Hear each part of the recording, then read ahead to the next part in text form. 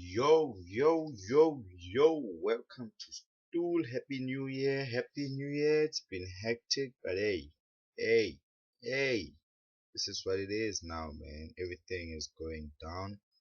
Sometimes it's going up, depending on who you are, which side of the fence you're in. But today we're talking about slavery. No, not that slavery. Not that type of slavery. That one we've spoken about so many times, we'll never forget it.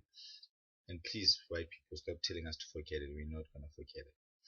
But today we're talking about how corporates are enslaving people in Africa.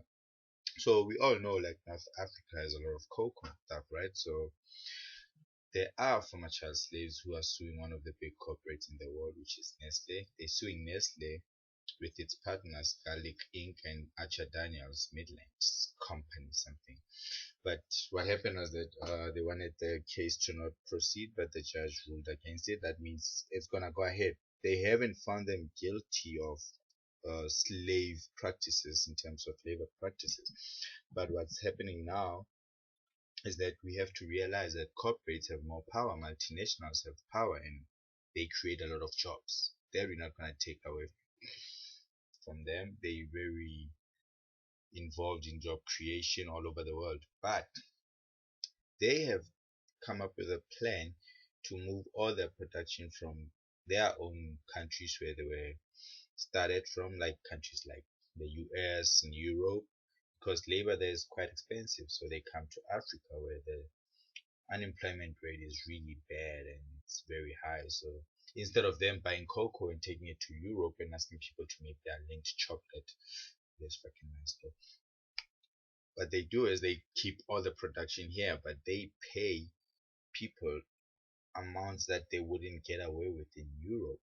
So we cannot wait to find out what's gonna happen in that case. So Nestle is being sued, but it's not only Nestle.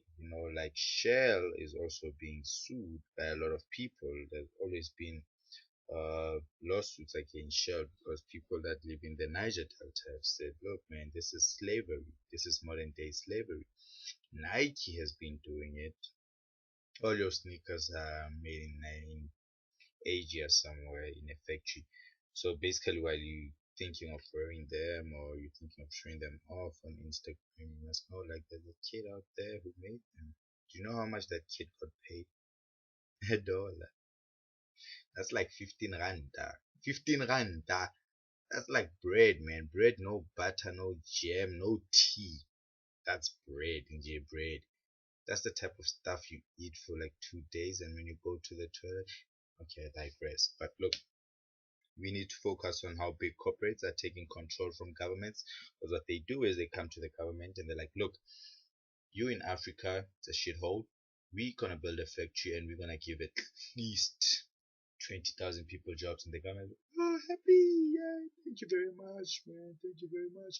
And then these motherfuckers, they come there, then they set up, but they pay people peanuts. There's always been that saying that if you give people peanuts, you must expect peanut butter. You guys are gonna get your peanut butter. I really do hope that they lose the case and that it raises awareness. Media is not covering it. Of course they're not. Because Nestle advertises on all these corporate corporate, your newspapers, your television stations. That's where all these people market their things and they pay these big media corporations, so they're not gonna talk about it. But I'll talk about it. You know why? Nobody's giving me money. Not that I don't want it, and I really do. If Nestle came to me and they're like, "Hey man, shut up. We'll give you 100,000. Bring it on. Bring it on. I'm tired of being poor." Yo, it's Tool. Catch up next week. More love.